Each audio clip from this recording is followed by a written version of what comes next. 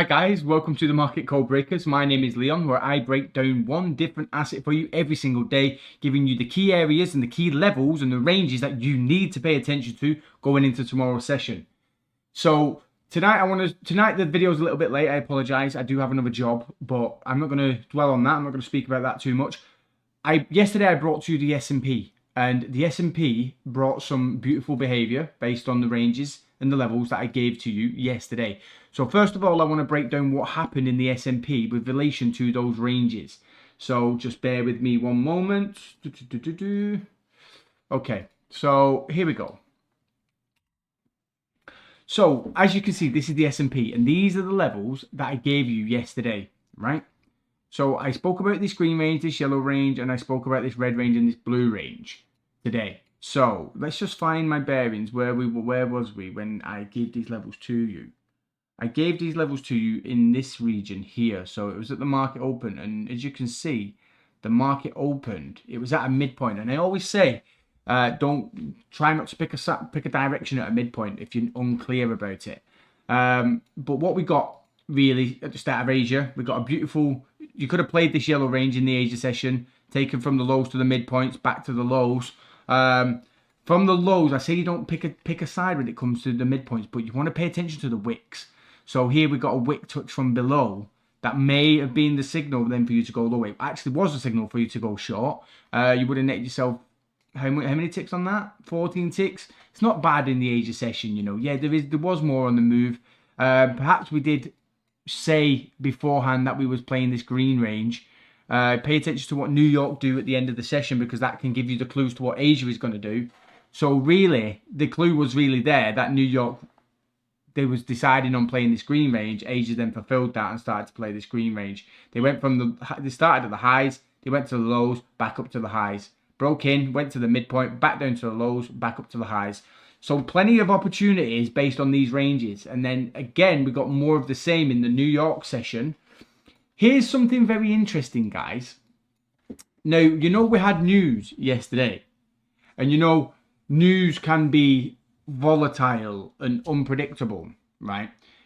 I want to show you that with these ranges, that news is not random. News is, I'm not saying you can predict it, but when you see news doing its thing, all it's doing is basically moving from one range to another, and it does it very precisely here.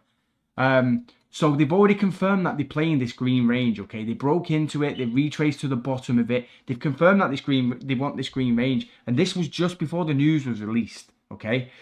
And then when the news was released, they absolutely completed that green range. Now, have you been aware of them playing this green range beforehand, and you saw them break into this green range, retrace to it from above, with this very precise wick touch, after you know that they've already been playing it for most of the session, and you know they haven't made their way back up to the highs, you would have been very good then to target the highs on that, and they would have used news to fulfill on a promise that they've already made on the charts, okay?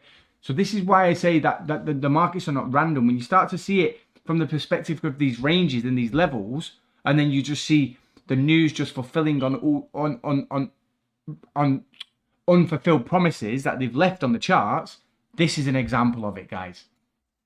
So they broke up into this blue range, reacted from the midpoint, shifted back down, back into this green range. New York played this green range from top to bottom, back up again, and back up into these ranges again. Now, they didn't finalize any of these ranges above, right?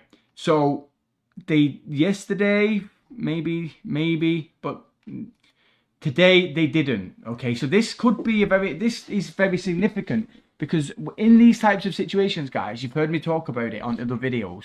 When things get left incomplete, they always complete the business. Don't get it twisted, they always complete the business. But usually it's a signal to the other banks and the other institutions around the world.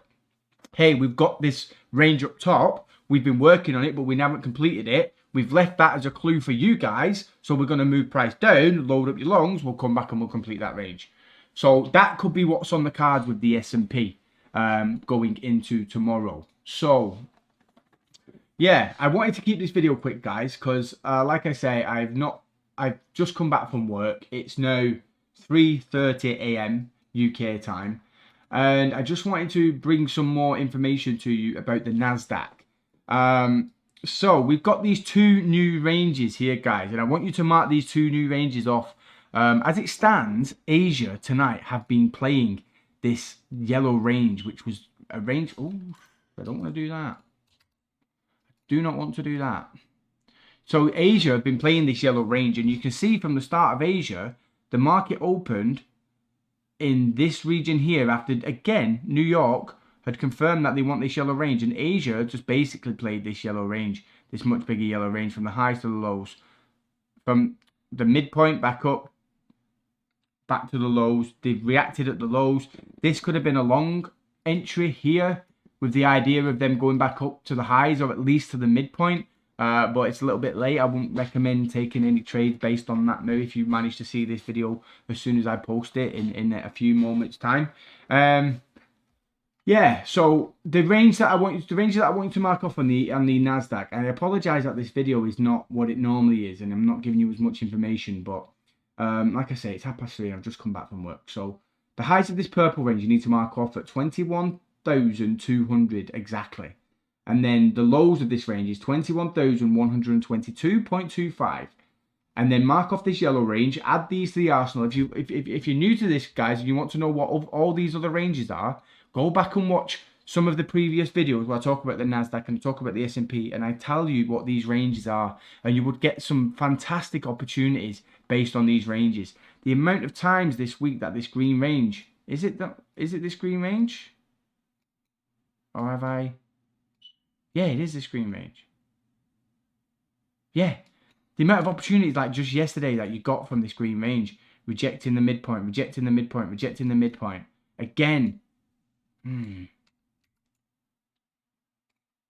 Again, rejecting from the midpoint. After completing this red range, they rejected the midpoint again. This is a sign of things to come, guys. I'm sure of it, because now we're getting the same thing being shown on the S&P. They're both showing that they've got unfinished business to the upside. Now, it's just a case of when do they start that move.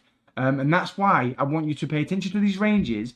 And when they start to reject other ranges, and this could be key, this purple range, because they broke into it several times, but they haven't played it. This is also a key that they want to play this purple range at a later stage. Now, it's unclear to me which one they're going to go for first. They've been playing this green range all week, way longer than they've been playing this purple range.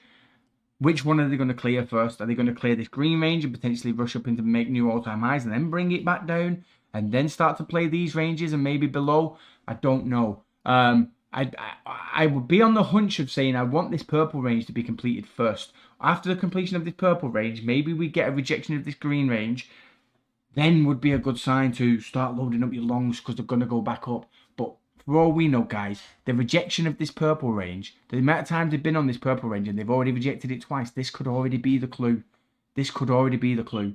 But we don't know until it actually transpires. And I don't want to make you jump into any trades that may go wrong. But I'm just saying it's something to pay attention to, that they've got unfinished business to the upside, but they've also showed signs down below as well. So pay close attention. So I give you the purple range. Did I give you the yellow range? Let's give you the yellow range. I don't think I did. So 21,179.5 down to the lows of 21,119.75. And those are the two ranges that I'm going to add to the arsenal. I want you to pay close attention to them going into tomorrow. You will get reactions, but it all depends on what London do. Okay, London might break free from what you'd be expecting maybe in London. If London has intentions of making a move, then otherwise they're just going to consolidate in the same area. But if London has intentions of making a move and they open up in one of these ranges, then you would expect to see break free, retraces, continuation lower. Same from above. You know, if they've got intentions of going up, they would break free, they would retrace, they would continue higher. So these are what you want to pay attention to from these ranges. You want to see breakouts of them with retraces to the highs or the lows of them to signal which direction they want to take. That might not happen now until London. So take them ranges forward, guys, and use them in your trading tomorrow. I'm sorry again that this video is not as full as it normally is. I'm very tired. I'm exhausted. I want to go to sleep. So I'll be back tomorrow with a review of what happened on the Nasdaq based on these levels that I've given you today. And Again, I've already given you the story of what I expect to see. Just for you guys who've not been following, so you don't have these ranges. Mark off this big purple range, 21,109.75 to 20,983, and then this much bigger green range of 21,306.25 down to the lows of 21,163. Mark off those ranges, guys, and you will get behavior in those ranges. This green range is being a little bit tricky. It's been catching me out all week, but maybe today is the day that they finally go and complete their unfinished business to the upside. Or if they shift lower, then expect them to come back up in a day or two. Oops. Yeah. So that's all for the video, guys. I hope you take these levels with you tomorrow into your trading and you pay attention to the reactions that you get from these points. Did I really speak about what sort of trade opportunities you got today on the S&P? I did, didn't I? Yeah, we got rejections. We did. You got, as you can see, guys, how the S&P behaved. So precise and so precise. So broke above, retraced from above, broke above, retraced from above, kept going higher, and then stalled in this area.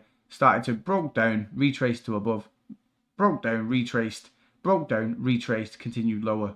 Same again, broke above, retraced, continued higher. This is the type of thing. So when you hear people talk about, oh, retrace continuation, but they don't give you what it's retracing to, this is what it's retracing to, guys. The evidence is there constantly, every single day. When price is moving and you want to join the trend and you're waiting for a retrace, but you don't know what is actually a good retrace, this is it. This is it, guys. And this is the evidence of it. Again, you saw the same thing on the Nasdaq in yesterday's video, and you're saying the same thing in today's video on the S&P. So pay attention to the levels that I get out to you guys, because you will get trade opportunities from them, but I can't tell you what they will be beforehand. Not all the time. Sometimes I can be very accurate with that, but I can't just make guesses on what you're going to see. But I break it down for you in every video of what you can expect to see, so you're prepared for in case that does happen and comes into play. So thanks for watching, guys. Bye for now.